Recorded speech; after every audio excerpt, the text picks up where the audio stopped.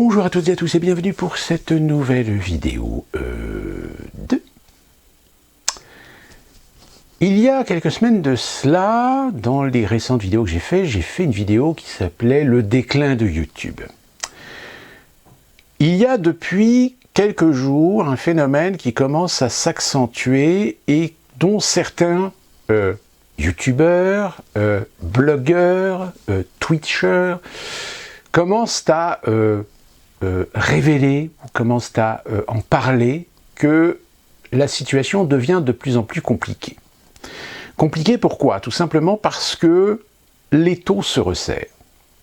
Souvenez-vous, je vous avais dit dans la vidéo sur YouTube que YouTube régulièrement changeait ses règles d'utilisation et dans ces règles d'utilisation incrémentait des nouvelles règles qui nous interdisaient de faire certaines choses et plus particulièrement sur le copyright par exemple. Vous ne pouvez plus utiliser d'extraits, vous ne pouvez, je dirais même que ça va jusqu'à des fois des youtubeurs qui font des vidéos en extérieur, etc. Il suffit qu'ils passent à côté d'une musique, d'une personne avec une radio, un truc comme ça, tout d'un coup YouTube, les algorithmes se mettent, hop, problème de copyright.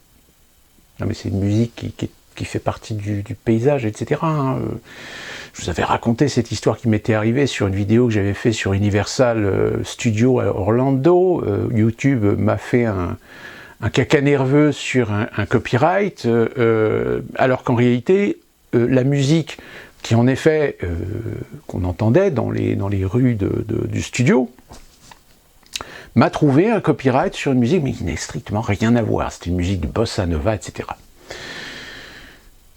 J'avais contesté à l'époque, évidemment YouTube ne m'a jamais répondu. Sauf que là, ça s'accentue et même des gens qui vivent avec cette chaîne commencent à en avoir un petit peu assez. Assez de ces restrictions. Et pire, c'est que ces restrictions, quand tout d'un coup elles vous tombent dessus, quand elles vous strike votre vidéo, vous démonétisent votre vidéo, je vous avais expliqué, il y a beaucoup de gens qui finissent par en venir, par faire des partenariats et ne plus dépendre de la monétisation des vidéos. Sauf que, apparemment, YouTube n'a pas l'air très content de voir des gens se faire du pognon avec des publicités extérieures et resserre les boulons sur certains youtubeurs. Qui plus est, YouTube est dans une compétition aujourd'hui face à TikTok et le Instagram de Facebook, et veut absolument pousser les gens à utiliser les shorts. Évidemment, les shorts, c'est des petites vidéos où vous avez le temps de rien dire. Sauf que le problème, c'est que là, YouTube vient de rajouter encore une couche. Désormais sur YouTube, il ne faut plus utiliser de mots vulgaires. Il ne faut plus utiliser de mots vulgaires, c'est-à-dire que des mots comme ou,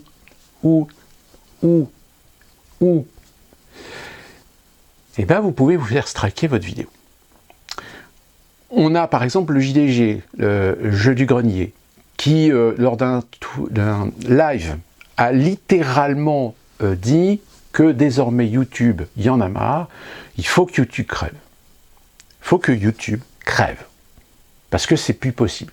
C'est-à-dire qu'il va y avoir un moment donné où même si YouTube, à la limite, ne veut que des vidéos de divertissement, le problème c'est que les gens qui font des vidéos de divertissement, si au bout d'un moment ils commencent à se faire striker parce qu'il y a une musique, parce qu'il y a un copyright, parce qu'ils ont dit un mot qu'il ne fallait pas, ou parce... Enfin, il y a un moment donné où déjà YouTube commence à sentir que les jeunes générations, c'est-à-dire les adolescents, etc., préfèrent aller maintenant sur Twitch ou sur TikTok.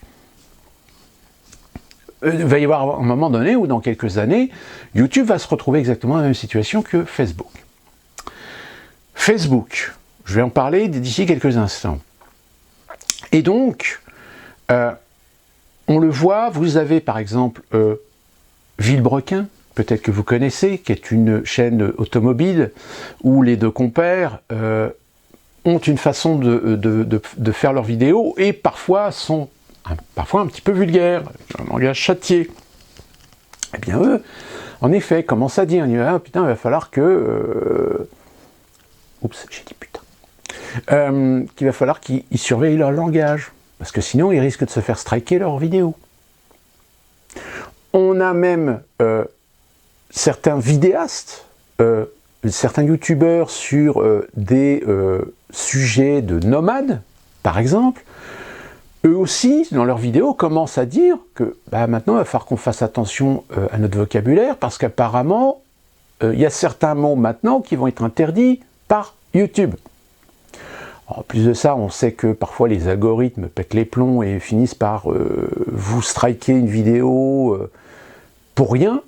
Et comme je le dis, même quand vous contestez, le problème c'est qu'on sent bien que YouTube n'a plus du tout les moyens de traiter les contestations.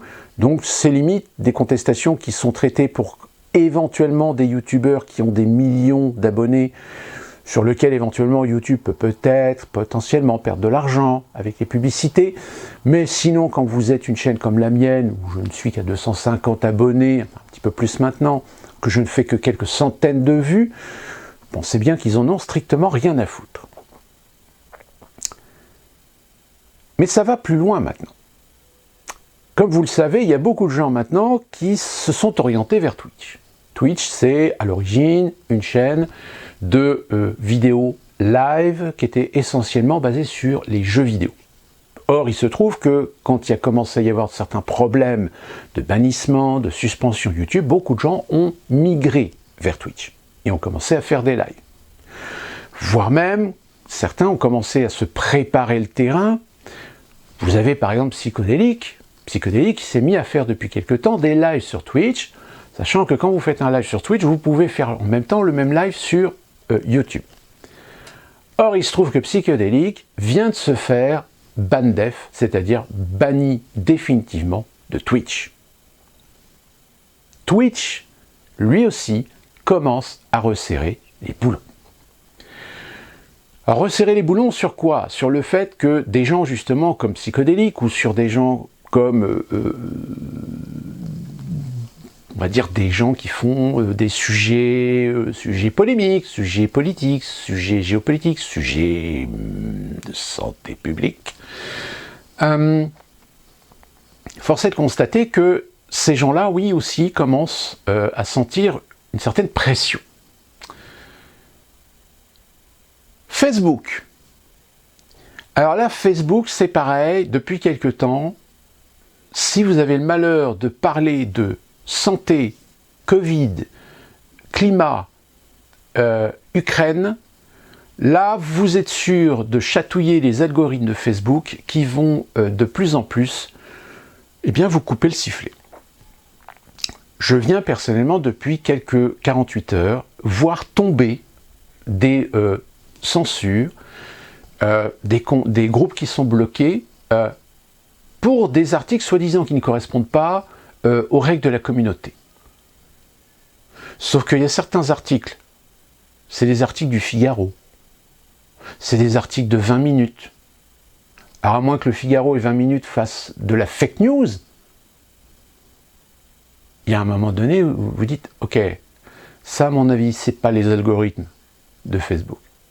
Ce sont des gens qui sont en train de scruter les comptes pour essayer de dégager des gens qui disent des choses qu'il ne faut pas dire. Odyssée, en effet, pour l'instant, Odyssée, ça se passe plutôt bien. Comme je vous l'avais dit, si jamais sur YouTube, ma chaîne venait à disparaître, évidemment, je ferai une migration sur Odyssée. Pour l'instant, je n'ai pas de sérieux problèmes avec YouTube, même si il y a une précédente vidéo où j'avais mis un extrait de TPMP avec justement ce fameux Cory Leguen. Cory Leguen, d'ailleurs, si vous avez suivi la vidéo, il y a des vidéos qui sont en train de ressortir qui démontrent bien que ce monsieur est un véritable mytho. Et j'avais mis un extrait, et cet extrait a été striké par YouTube, donc c'est la raison pour laquelle dans la vidéo, à un moment donné, vous sentez qu'il y a une coupure. Parce que j'étais obligé de la couper. Et Alors cet extrait, pourtant j'avais remonté un petit peu l'extrait, etc. Ça durait quoi, 20 secondes, 20 secondes, 25 secondes, etc. Et ben non, la vidéo a été définitivement bloquée sous le problème du copyright. Ce qui est un peu bizarre parce qu'il y a des fois certains extraits que j'ai réussi à mettre et finalement ça réussit à passer. Alors en fait, il y a des petites bidouilles pour essayer justement de perturber un peu les algorithmes. Donc tout ça pour dire que ce soit Facebook, que ce soit YouTube, que ce soit Twitch, là on sent qu'il y a un durcissement sur la liberté d'expression. Cette même liberté d'expression qui, aujourd'hui, on le sent bien, va de plus en plus être compliquée et difficile sur les outils courants de l'Internet, et plus particulièrement sur les réseaux sociaux. C'est-à-dire que les réseaux sociaux aujourd'hui vont de plus en plus faire la chasse à des gens qui discutent, qui font des débats, ou qui font des révélations sur certains sujets. Des sujets dont on veut absolument que l'opinion n'ait pas conscience. Alors pour l'instant, on n'est pas dans un stade où tout le monde est en train de se faire canceller, etc., parce que ça serait trop voyant. Mais clairement, il y a une pression qui commence à se sentir. Et il y a de fortes chances que cette pression, elle ait une continuité dans le temps. Pourquoi ? Parce qu'on sent bien qu'il y a des sujets qui sont devenus des religions, qui sont devenus des doctrines, que jusqu'à présent on essayait de laisser quand même un champ de débat d'idées, un champ de débat de contradictions, de critiques, etc. Même si on sentait bien que sur certains sujets, certaines personnes étaient plus ciblées que d'autres.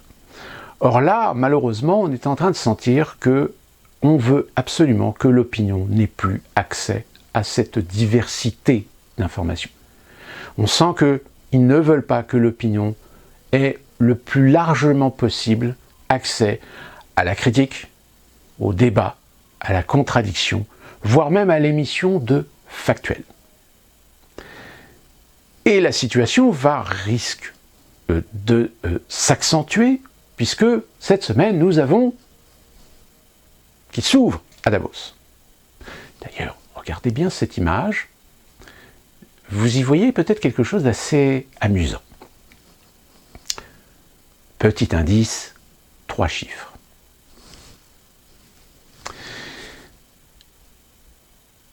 Et donc, le problème qui va se poser, c'est qu'évidemment, il y aura toujours des lieux où on pourra s'informer. Il y aura toujours des lieux où on pourra diffuser. Malheureusement, si on commence à prendre de l'ampleur, si on commence à avoir énormément de vues, si on commence à avoir énormément de visibilité, surtout si jamais vous faites un buzz et que ce buzz vous amène une grande quantité de gens qui vont s'intéresser à vous, il y a des chances que vous soyez en top liste des gens qu'il va falloir surveiller. Surveiller sur les contenus, surveiller sur les propos, etc. Et donc, comme je vous l'ai dit, ça pose un problème parce que si on commence à vouloir cloisonner la liberté d'expression en tout et pour tout, ça veut dire qu'il se prépare quelque chose. Ça veut dire quoi ? Ça veut dire que il y a des éléments, et je prendrai l'exemple de ce qui se passe déjà aux États-Unis. Je vous ai parlé de cette affaire de Kaynan Anderson, cousin d'un des fondateurs de Black Lives Matter, dont d'ailleurs cette fondatrice s'était vertuée évidemment, et ça on s'en doutait sur les réseaux sociaux, de prendre l'exemple de son cousin pour dire voilà, il faut relancer le mouvement. Hein ?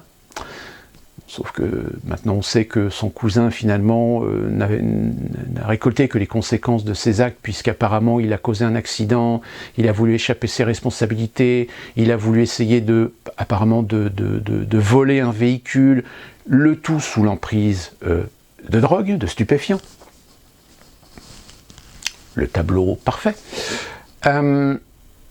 Donc fatalement, il y a certains sujets où on va essayer de de divertir, d'agiter des chiffons rouges pour empêcher les gens de voir certains événements. Et l'événement dont je voulais parler, que j'avais oublié il y a 5 secondes et que ça y est, je viens de m'en souvenir, on vient d'apprendre que le CDC américain, qui est l'organisme de santé aux États-Unis, va être soumis à une enquête pour déterminer si le CDC était bien conscient des réalités concernant les rapports des tests de laboratoire, des laboratoires pharmaceutiques que ceux-ci ont fournis à des organismes pour validation et sur lesquels le CDC a été amené à prendre des décisions, plus particulièrement concernant les vaccins. Parce que oui, il y a des chiffres qui sont en train de tomber aujourd'hui, et ces chiffres sont en train de tomber à tel point que on a, même en Europe, un cloisonnement, c'est-à-dire tout d'un coup, c'est les organismes qui s'occupaient de compiler les chiffres, de donner des statistiques, ont arrêté. On donne des chiffres, mais les chiffres sont incomplets. Pourquoi ils sont incomplets? Tout simplement parce que il vaut mieux les laisser comme ça, dans la suspicion qu'ils soient la démonstration que, mais en réalité non, parce que les chiffres sont incomplets. Qu'on voit bien qu'on essaie d'éloigner l'idée que toutes les personnes aujourd'hui qui décèdent, on a eu le cas par exemple de Lisa Marie, la fille de Elvis Presley qui est décédée, évidemment, il y a des gens qui ont commencé à faire le lien avec le vaccin, etc. Alors qu'en réalité, certainement, il n'y a pas de lien, mais c'est surtout parce que c'est malheureusement une personne qui avait un mode de vie qui ne surprend pas sur la fatalité de ce qui lui est arrivé. Il suffit de voir d'ailleurs les images des Golden Globes qui ont eu lieu en début de semaine pour s'en convaincre. Elle était présente, mais elle était dans un état... voilà. Ce qui n'est pas le cas en revanche dans les milieux sportifs, par exemple. Là aujourd'hui, dans le milieu sportif, on commence à avoir des chiffres qui en effet suscitent les questions. Alors, attention, je dis bien suscitent les questions. Sauf que pour répondre aux questions, il nous faut des études, il nous faut des analyses, il nous faut des compilations de données, etc. Sauf que personne ne le fait. Ou sinon certains le font, mais comme ils ne sont pas reconnus, comme ils ne sont pas officiels, donc évidemment leurs résultats ne sont pas crédités. On a des artistes, on a des célébrités. Par exemple, en Chine, la question est posée, c'est bizarre, il y a beaucoup d'artistes chinois qui sont morts, qui sont décédés dans des circonstances un peu étranges. Et même d'une façon globale, aujourd'hui, dans certains pays, on commence à se rendre compte, c'est le cas en Italie, c'est le cas en Allemagne, c'est le cas en Grande-Bretagne, qu'il y a une surmortalité dans les statistiques. Mais attention, on vous dit oui, il y a une surmortalité, mais on ne vous dit pas, c'est peut-être à cause des vaccins. Parce qu'en réalité, tout est fait pour noyer le poisson. Oui, il y a une surmortalité qui est évidente. Est-ce qu'il y a un lien de cause à effet avec les vaccins? Il n'y a pas d'étude. Il n'y a pas d'étude, donc du coup, c'est de la spéculation. Mais on n'en sait rien. Est-ce que c'est dû, parce que ça pourrait être dû aussi à l'évolution des santé mentale des gens, le fait de stress à cause de la pandémie, de stress à cause de la situation en Ukraine, de stress, etc. À tel point qu'on même aujourd'hui, vous voyez des articles où on vous dit que par exemple manger les brocolis, manger les brocolis, attention, ça peut provoquer des crises cardiaques. Pardon? Et vous avez des tas d'articles comme ça qui vous disent attention, consommez tel produit, on a une étude qui révèle que ça peut provoquer des crises cardiaques. C'est-à-dire qu'en fait, vous avez des tas d'articles qui essayent de mettre un couvercle sur le fait qu'il y a en effet une recrudescence de décès à cause de crises cardiaques. Sauf qu'encore une fois, au cas par cas, on peut éventuellement analyser et se convainc que c'est parce que ces personnes ont des antécédents, ont des pratiques, ont des habitudes qui font que, en effet, c'est peut-être un lien de cause à effet et que, en réalité, on ne peut pas prouver que c'est dû au vaccin. Parce qu'il n'y a pas d'études. Mais comme je vous dis, il n'y a pas d'études officielles. Mais ils ne sont pas cons. Ils ne vont pas faire des études officielles et se mettre à dos les labos qui sont en train de signer des contrats à coups de millions. D'ailleurs, pour la petite parenthèse, vous avez certainement entendu parler que von der Leyen va être convoqué par une commission d'enquête sur ses contrats avec Pfizer. Sauf que le problème, c'est que, ce sont une extrême minorité de députés européens qui veulent lancer la procédure, qu'il va falloir passer le cap de la présidence du Parlement pour valider la commission. Alors déjà, il y a des chances qu'elle ne sera pas validée, et que même si, par chance, cette commission est validée, von der Leyen n'aura pas d'obligation de se présenter à la convocation. Donc en gros, bras de neuf. Et donc, tout ça s'accumulant, comme on dit souvent, à un moment donné, à force de mettre de la poussière sous le tapis, ça fait des bosses, et les bosses, ça commence à se voir. Et les bosses, à un moment donné, suscitent l'opinion de se poser des questions. Alors, des questions auxquelles il y a des gens qui apportent des réponses. Alors, des réponses sérieuses, des interrogations, des hypothèses. Même parfois, certains brûlent les étapes et essaient de faire des affirmations, sans parfois même faire des démonstrations qui soient tangibles et crédibles. C'est le cas par exemple d'un certain nombre de sites qui vous font des articles pour vous expliquer et souvent faire référence à des enquêtes qui ont été faites, des études scientifiques qui ont été faites, etc. Mais il n'y a pas de source. C'est-à-dire que les journalistes ne mettent pas de source. Ça arrive assez souvent d'ailleurs.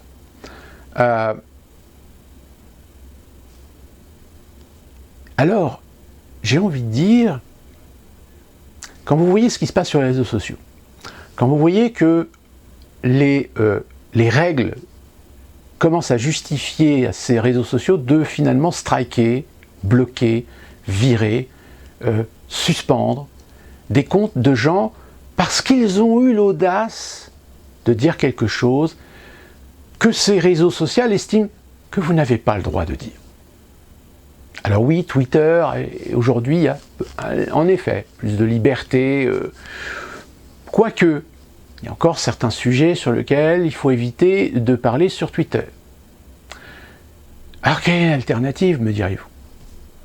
Alors l'alternative, c'est vrai qu'il existe d'autres soutiens. Vous avez par exemple Telegram, vous avez d'autres réseaux sociaux. Alors vous avez par exemple, ce qui est assez amusant, il y a eu par exemple pour les progressistes qui voulaient quitter Twitter sans quitter un réseau social, ils sont allés sur, je ne sais plus le nom de ce réseau social, sauf qu'il y a quelque temps, on a révélé que sur ce réseau social, apparemment, il y avait quand même un gros souci avec des comptes de gens qui pourraient éventuellement être assimilés à de la pédocriminalité. Oups. Alors vous avez Telegram, vous avez Truth, etc. Sauf que le problème, c'est que c'est des réseaux sociaux où en effet, il faut savoir faire le tri. Parce que vous lisez évidemment un peu tout et n'importe quoi. Donc si vous n'avez pas l'instinct à un moment donné de vous dire tiens, il y a une info qui tombe sur Telegram, il y a une info qui tombe sur Truth, il y a une info qui tombe sur Discord, etc. Si vous n'avez pas à un moment donné le recul de vous dire bon, je vais vérifier quand même, je vais essayer de trouver d'autres sites ou d'autres sources pour confirmer et affiner l'information, malheureusement, oui, s'il y a des gens qui prennent cette information qu'ils ont lue sur Telegram comme argent comptant, ça fait de la désinformation, ça rajoute en effet de la fake news. Donc si les personnes n'ont pas cette capacité à un moment donné de prendre du recul et de vérifier d'eux-mêmes, oui, ça devient compliqué. Ça devient tellement compliqué qu'au bout d'un moment, évidemment, ça sert aussi le jeu des médias mainstream pour essayer de tacler des gens sur des fausses informations. Donc tout ça, c'est compliqué. Mais à la limite, j'ai envie de dire, où est la responsabilité de tout ça? Ben, la responsabilité, c'est tout simplement les médias eux-mêmes. C'est ces mêmes médias qui ont essayé d'amenuiser, de réduire la capacité de certains de prendre une information et de la garder sous le coude et de vérifier plus tard, ou de confirmer, ou d'analyser, de réfléchir. Aujourd'hui, certains médias vous assurent que ce qu'ils vous disent, c'est la seule et unique vérité. Sauf que malheureusement, ça aussi, ça sert les intérêts de certaines personnes, voire même aujourd'hui, dans une absurdie absolue, d'entendre des gens dire des énormités. Mais même le jour où on les met en face de leur responsabilité d'avoir dit une énormité, ils sont toujours là. Donc s'ils sont toujours là, c'est que derrière, il y a une volonté, il y a une détermination. Et cette détermination, comme je vous l'ai dit au début de cette vidéo, c'est tout simplement soumettre les individus à une seule et unique vérité. Donc, 2023, on va le voir certainement avec le Forum économique de Davos, on va voir s'installer le Miniver de 1984, le fameux ministère de la vérité orwellienne. On va suivre un peu les choses, mais force est de constater qu'il va falloir à un moment donné être intelligent pour réussir à diffuser, à discuter et à débattre de certaines choses et de certains sujets en sachant qu'au-dessus de votre tête, vous avez des gens qui peuvent vous couper le sifflet du jour au lendemain. Sur ce, on se retrouve pour une prochaine vidéo. Et d'ici là, portez-vous bien.